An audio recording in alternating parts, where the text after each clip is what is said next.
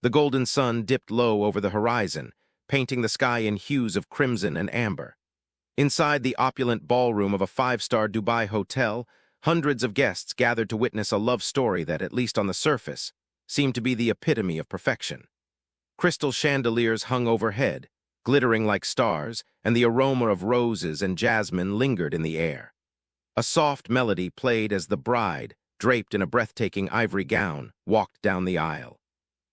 Her face was partially hidden beneath a delicate lace veil, but the trembling of her hands betrayed nerves she struggled to conceal. The groom, tall and confident, stood at the altar with a smile that radiated joy. His life until now had been one of success, an ambitious businessman in his early 30s who had worked tirelessly to establish his reputation. Friends described him as disciplined, loyal, and deeply committed to family values. To his relatives, the marriage was a proud moment, proof that his hard work had brought him not only wealth and respect, but also a beautiful young bride to begin the next chapter of his life. The bride, younger by nearly a decade, had a quiet grace. She had grown up in a modest household, but her charm, wit, and beauty made her stand out. To those who knew her only casually, she seemed to embody innocence and hope. Her family beamed with pride as she approached the groom, believing this union would secure her happiness and stability for years to come. Yet behind the soft smile and glittering eyes, she carried a secret so heavy it had weighed down every step she took toward that altar. As the vows were exchanged, there wasn't a dry eye in the room.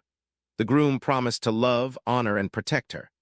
The bride whispered her vows, her voice cracking as she pledged her devotion.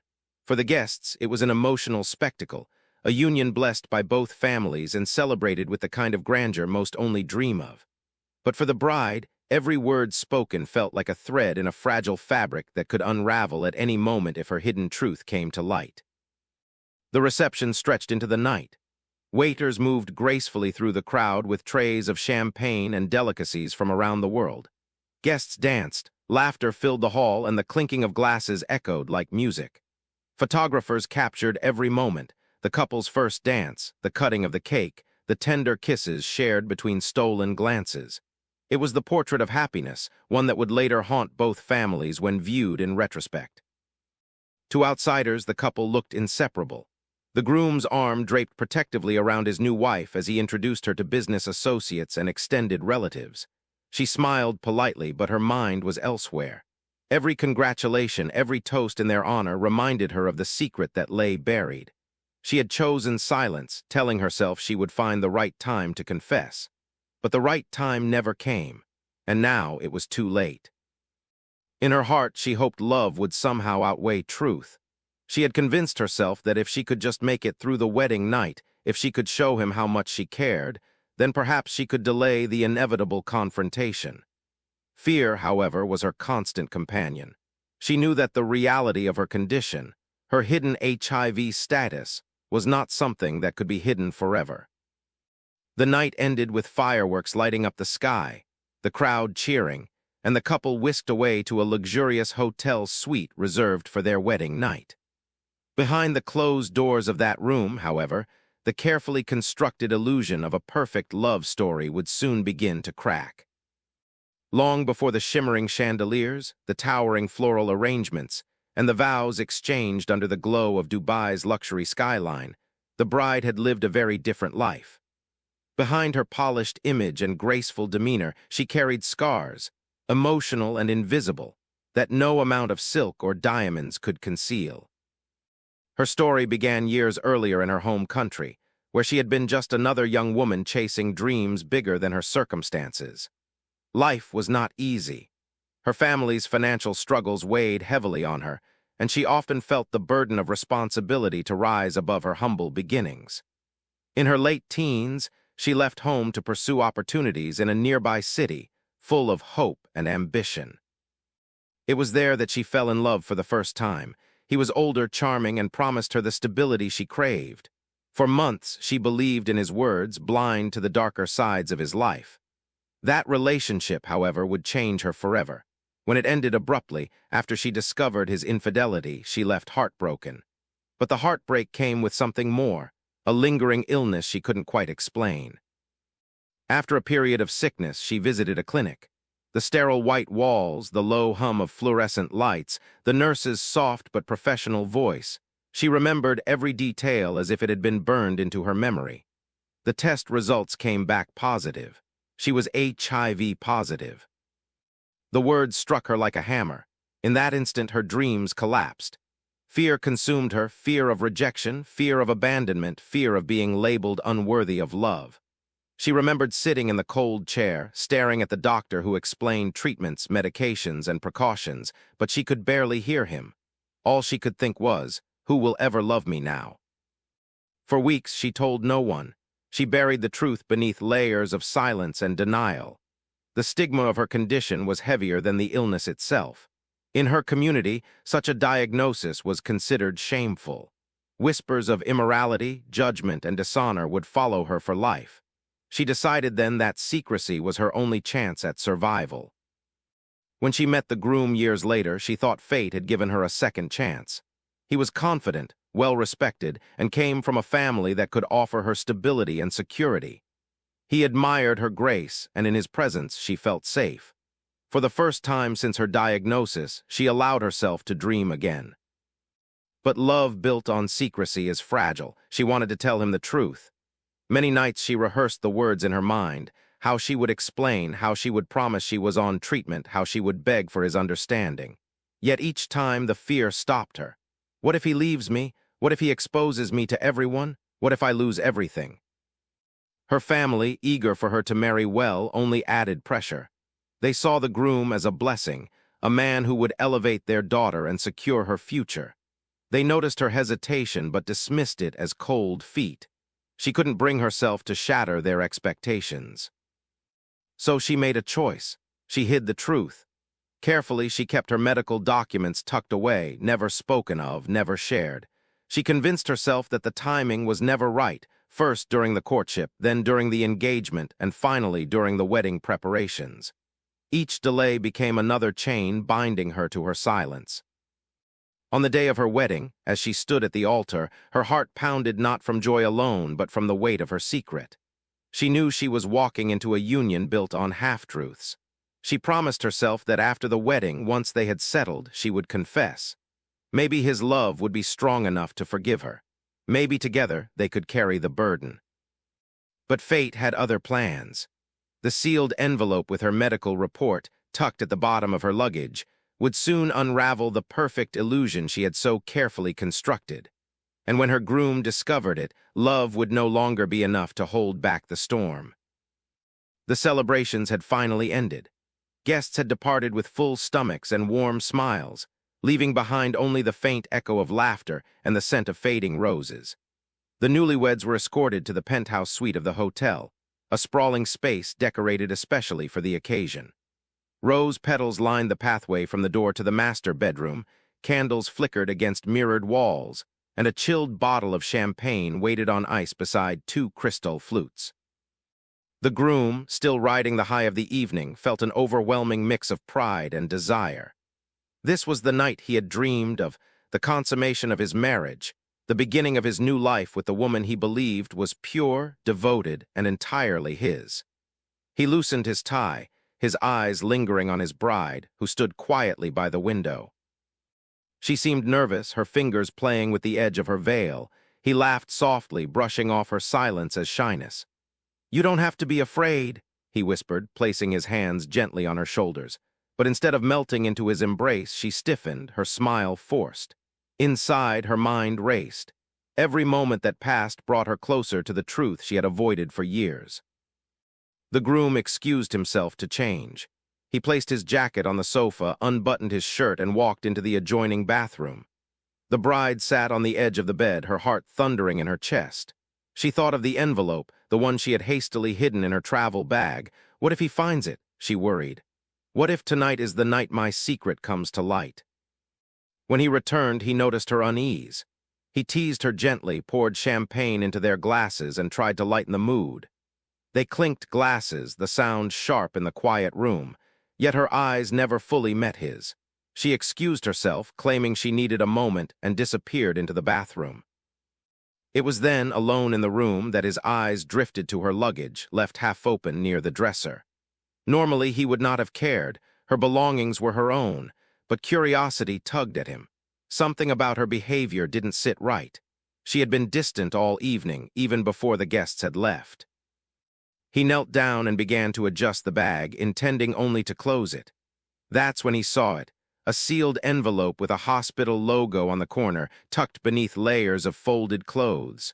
At first, he thought nothing of it. But as he pulled it free, the bold lettering caught his attention. Confidential medical report. A chill ran down his spine. Why would she bring something like this to their wedding? Why hadn't she mentioned it? He hesitated, the envelope trembling in his hand. His instincts urged him to respect her privacy, but suspicion gnawed at him. With a deep breath, he tore it open. His eyes scanned the words on the page, each line more devastating than the last. HIV positive. The letters blurred as rage and disbelief surged through him. His hands shook violently, his pulse quickening, his chest tightening as if the walls of the suite were closing in. When the bride emerged from the bathroom, she froze. He stood in the middle of the room, the report clutched in his hand, his face twisted in shock and fury. The champagne glasses sat untouched on the table, the once romantic atmosphere now suffocating under the weight of betrayal. "Is this true?" he demanded, his voice low but trembling with anger. The bride's lips parted, her eyes filling with tears. She had no answer prepared. She had always imagined telling him on her terms in a moment of calm.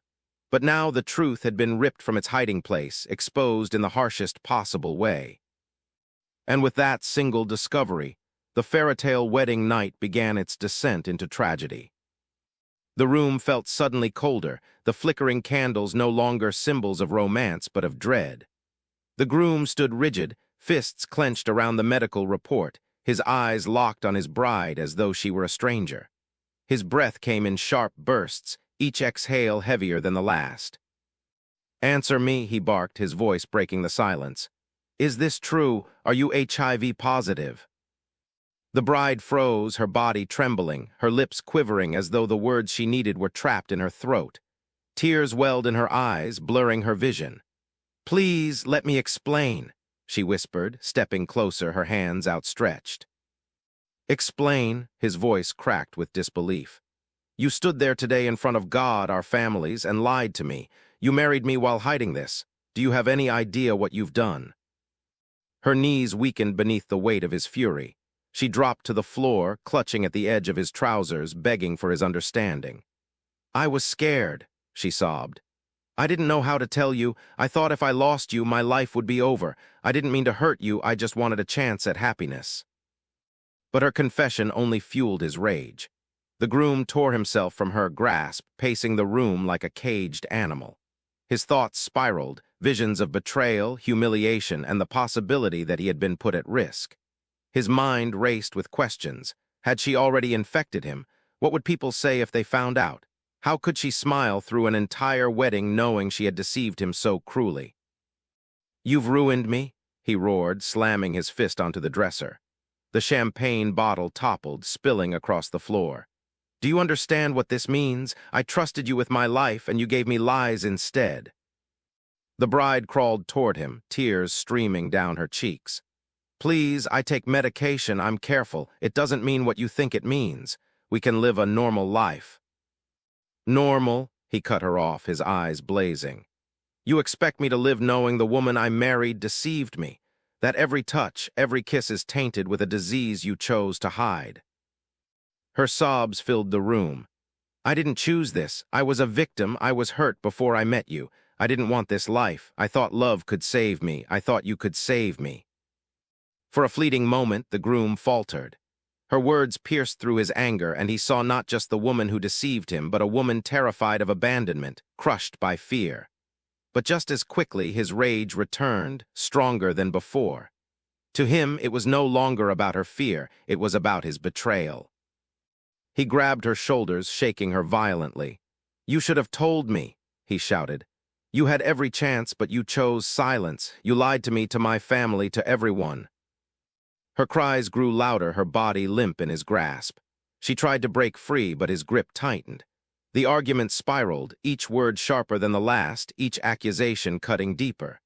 In the heat of the moment, reason dissolved. His hands, trembling with anger, found her throat. The bride gasped, clawing at his wrists, her eyes wide with terror. "Please," she rasped, her voice faint. But the groom's vision blurred with rage. He no longer saw her as his wife. He saw her as the embodiment of betrayal, the source of his humiliation, the destroyer of his future. It happened quickly, almost too quickly for him to comprehend. One moment she was struggling beneath his hands, the next her body went limp. The room fell silent again, but this time it was suffocating, final. The groom stumbled back, his chest heaving, his hands trembling as he stared at what he had done. The report still lay on the floor, its cold truth glaring up at him like a cruel reminder. The candles continued to flicker, the champagne fizzed in the bottle, and the rose petals on the bed remained untouched. What should have been the beginning of their love story had instead become the scene of a nightmare, one born not just of secrecy, but of rage, betrayal, and fear. The silence in the hotel suite was unbearable. The groom stood frozen, staring at the lifeless body sprawled across the carpet. His hands trembled as he raised them to his face, the faint warmth of her skin still clinging to his palms. He had not meant for it to end this way, not on the night that was supposed to bind them forever. His heart pounded, but no tears came. Instead, a crushing numbness spread through his chest. He staggered backward, knocking over a lamp, the sharp sound echoing through the room. Panic began to seep in, breaking through the haze of his rage. "Oh God, what have I done?" he whispered, his voice shaking. He dropped to his knees beside her, frantically shaking her shoulders. "Wake up, please wake up!" But her body remained limp, her face pale, her eyes half closed. The weight of her stillness was unbearable. Reality hit him like a tidal wave. He had crossed a line that could never be undone. For a moment he thought of calling for help. Maybe, just maybe, she could still be saved. But fear crushed the thought almost instantly. If he called the authorities, the truth would unravel. The lies, the medical report, the fight, it would all come out. And with it the shame, the disgrace. He staggered toward the mirror, staring at his reflection. His wedding suit was rumpled, his hair disheveled, his eyes wild with horror. He looked nothing like the polished groom who had smiled for photographs only hours ago. Instead, he saw a man consumed by rage, transformed into something monstrous. In the corridor outside, faint music drifted from the wedding reception hall where a few guests still lingered, unaware of the tragedy unfolding upstairs.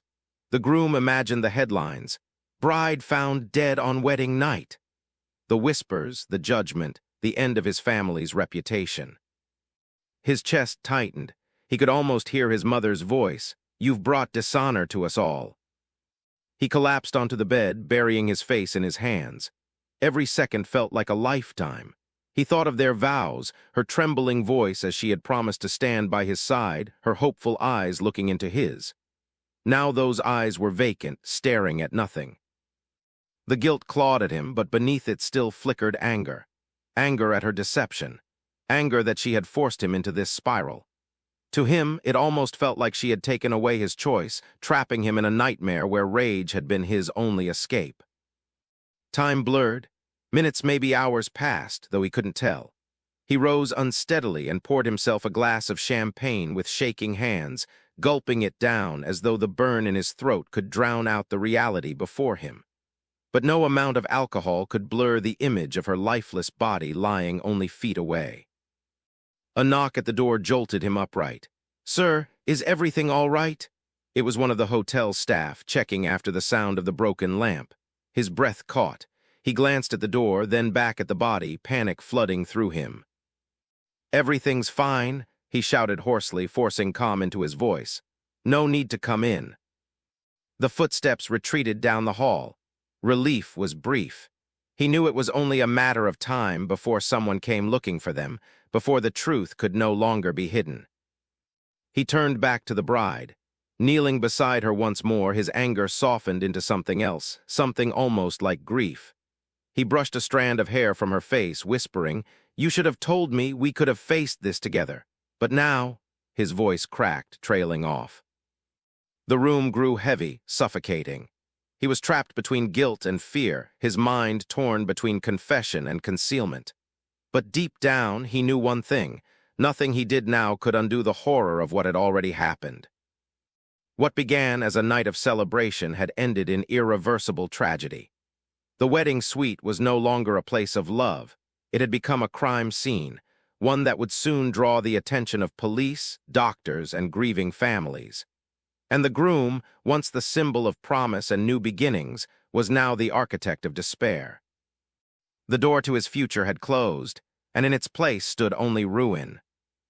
The next morning, the luxury hotel bustled with routine activity: maids pushing carts, waiters clearing breakfast trays, and tourists preparing for excursions. Yet on the top floor, behind a locked suite door, a nightmare was waiting to be discovered. When the bride's family hadn't heard from her, worry began to grow. Calls went unanswered, and the groom, still paralyzed by guilt and fear, ignored the buzzing phone on the nightstand. Hours slipped by until finally, the bride's cousin insisted on going to the suite. With hotel security's help, they forced open the door. The scene froze them in place. The bride's body lay cold on the carpet, her wedding dress crumpled and stained with spilled champagne. The groom sat slumped in a chair nearby, his face pale, his eyes vacant, as though he had aged decades overnight. Screams filled the corridor. Relatives rushed in, their joyous faces from the night before twisted into masks of shock and grief. The bride's mother collapsed to her knees, wailing, clutching her daughter's still hands. Others pulled her away, sobbing uncontrollably. Hotel staff quickly called the police. Within the hour, officers swarmed the suite, sealing off the area with yellow tape. Crime scene photographers snapped pictures while detectives took notes, their eyes scanning every detail: the overturned lamp, the scattered petals, the broken glass, the groom's trembling hands. Detective Rahman, a sharp-eyed investigator known for his relentless pursuit of truth, took the lead. He approached the groom, who had been eerily silent throughout the chaos. "What happened here?" the detective asked firmly. The groom swallowed hard, his voice barely audible. It was an accident, we argued. She collapsed. I tried to help, but..." His words trailed off, his body shaking. Rahman studied him closely. He had seen many men in grief, but something about the groom's demeanor felt off, less like sorrow, more like panic. "An accident, you say? We'll see," he replied curtly. The bride's body was taken to the morgue for autopsy. Forensic experts scoured the room, lifting fingerprints, collecting broken glass shards, and noting the bruises on the bride's neck. Quietly, whispers spread among the officers. It didn't look like a collapse. It looked like strangulation. By afternoon, news of the tragedy had leaked. Reporters gathered outside the hotel, their cameras flashing as they tried to capture images of the grieving families. Headlines began circulating online within hours. Bride found dead in luxury hotel on wedding night. Honeymoon tragedy, groom questioned in bride's sudden death. The media frenzy painted the groom as both a victim and a suspect. Some called it a heartbreaking accident. Others speculated about darker secrets. Meanwhile, Detective Rahman pressed deeper. He interviewed family members, piecing together fragments of the couple's story. One cousin recalled overhearing a heated argument between the newlyweds the night before. Another revealed that the groom had stormed out of the reception looking visibly angry. Slowly, a picture began to form, a marriage shadowed not by love, but by tension and betrayal. Then came the discovery that changed everything. Among the bride's belongings, investigators found the medical report, the very paper that had ignited the confrontation. Inside, it was confirmation. The bride had tested positive for HIV months earlier. Rahman's eyes narrowed as he studied the report. It explained the fight, the motive, the rage. But it also raised deeper questions. Why had she hidden it? Was she planning to tell him? Or had she hoped to keep the truth buried forever? When confronted with the evidence, the groom broke down. His hands shook as he admitted to finding the report and confronting her. "I lost control," he whispered, tears finally streaming down his face. "I didn't mean to kill her. I couldn't believe she lied to me." To the detective, the confession was both revealing and damning. Intentional or not, the act had ended in death, and in the eyes of the law, that was no accident.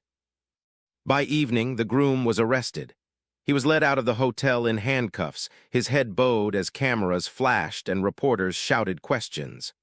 The crowd erupted, some condemning him as a murderer, others whispering that perhaps anyone in his place would have snapped. The bride's funeral was arranged quickly, her family shrouded in grief and bitterness. They remembered her as a young woman full of hope, her future stolen on the very night it was supposed to begin.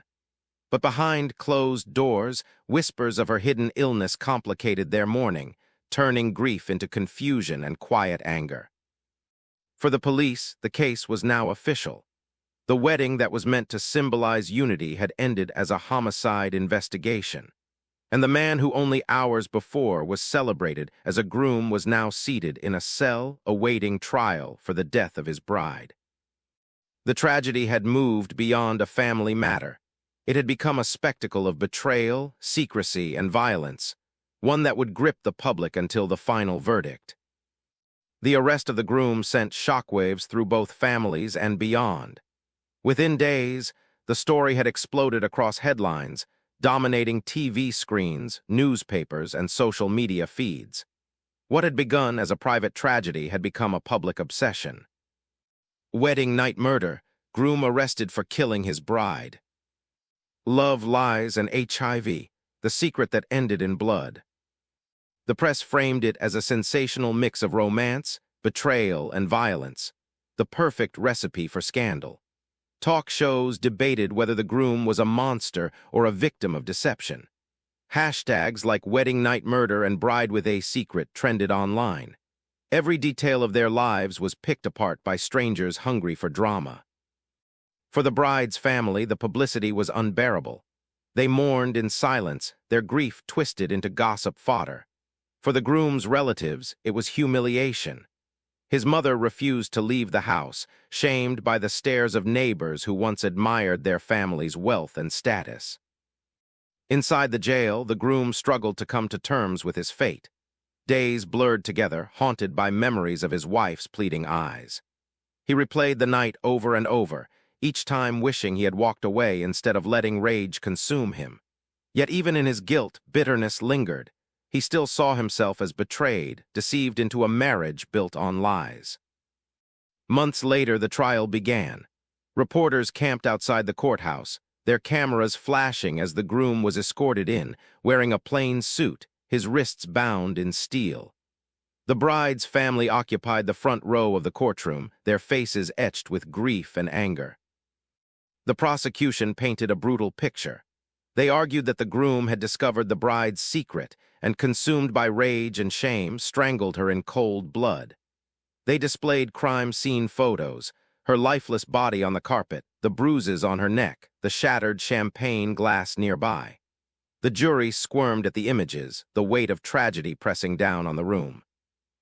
"This was not an accident," the prosecutor declared, pointing at the groom. "This was deliberate violence. He had the choice to walk away, to annul the marriage, to seek justice through the law. Instead, he chose murder." The defense countered, framing the groom as a man driven to the edge by betrayal. They highlighted the medical report, the bride's failure to disclose her illness, and the emotional shock of discovering the truth on their wedding night. "My client is not a killer," the defense attorney argued. "He is a man who was lied to, deceived in the most intimate way. His reaction, though tragic, was not premeditated. It was the result of unbearable emotional trauma." The courtroom hung on every word. Some jurors nodded sympathetically, others frowned in disapproval. The bride's family shook their heads, rejecting the narrative that placed blame on their daughter. Meanwhile, the media outside framed it as a battle of morality. Was the bride guilty of deception for hiding her condition?